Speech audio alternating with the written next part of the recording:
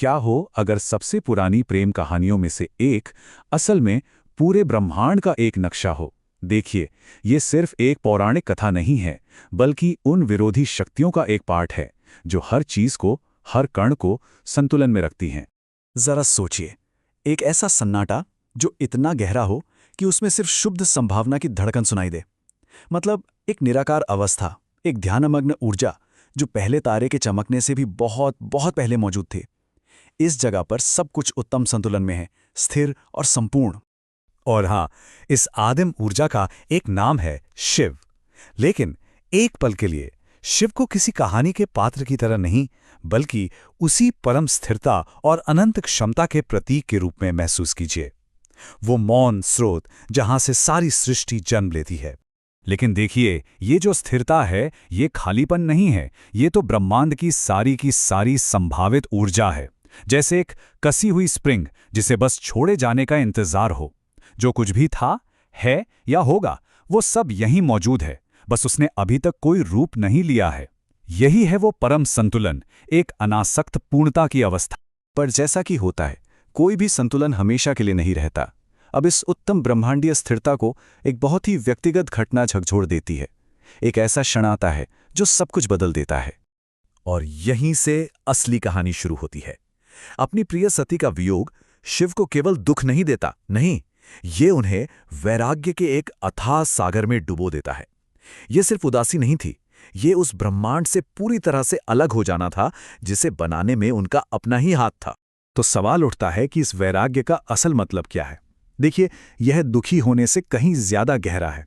यह एक पूर्ण अनासक्ति की अवस्था है। कल्पना कीजिए कि अपने आसपास की हर चीज से नाता तोड़ लेना, एक ऐसे आंतरिक मौन में चले जाना जहां बाहरी दुनिया का अस्तित्व ही मिट जाए। लेकिन हर शक्ति के सामने एक बराबर और विपरीत शक्ति खड़ी होती है। शिव के इस गहरे वैराग्य के जवाब में एक नई ऊर्जा का उदय होता है, और वो थी माता पार्वती की अटूट और केंद्रित भक्ति। और यहां से एक सक्रिय शक्ति ने उस ब्रह्मांडीय स्थिरता को चुनौती देना शुरू कर दिया। पार्वती की तपस्या कोई निष्क्रिय प्रतीक्षा नहीं थी, नहीं, यह एक घोषणा थी, ब्रह्मांड के संतुलन को फिर से बदलने का एक दृढ़ संकल्प। और जरा इस समय के पैमाने के बारे में सोचिए। हम दिनों या महीनों की बात नहीं कर रहे हैं, हम बात कर रहे हैं हजारों हजारों सालों की। एक ऐसा समर्पण जो हमारी आज की समझ से भी परे है। ये उनकी भक्ति की अविश्वसनीय गहराई को दिखाता है। तो ये समझना बहुत जरूरी है कि ये कोई इंतजार नहीं था, बल्कि एक सक्रिय, एक शक्तिशाली प्रयास था।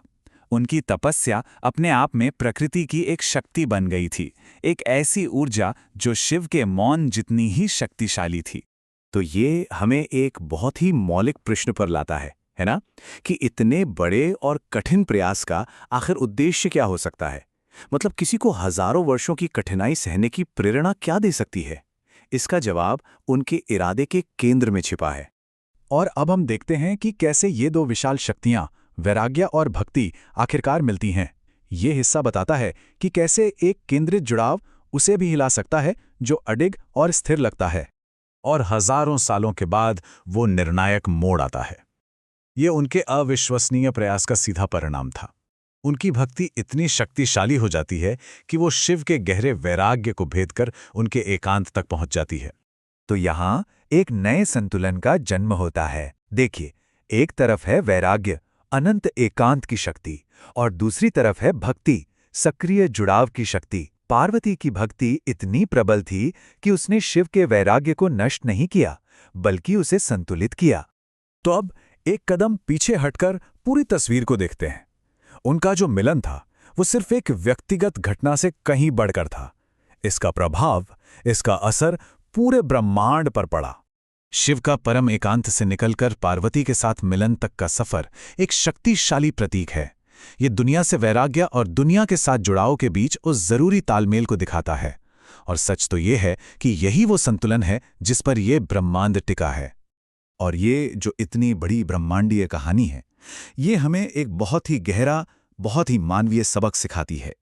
एक ऐसा सच जो व्यक्तिगत और सार्वभौम दोनों स्तरों पर गूंजता है कि सच्चा प्रेम मिलता नहीं, उसे बनाया जाता है, धैर्य, तपस्या और समर्पण के साथ। तो इन स्तंभों का असल में क्या मतलब है?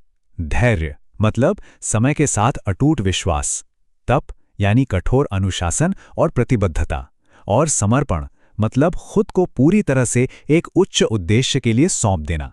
यही तीनों मिलकर किसी भी सच्चे और स्थायी संबंध की नींव बनाते हैं।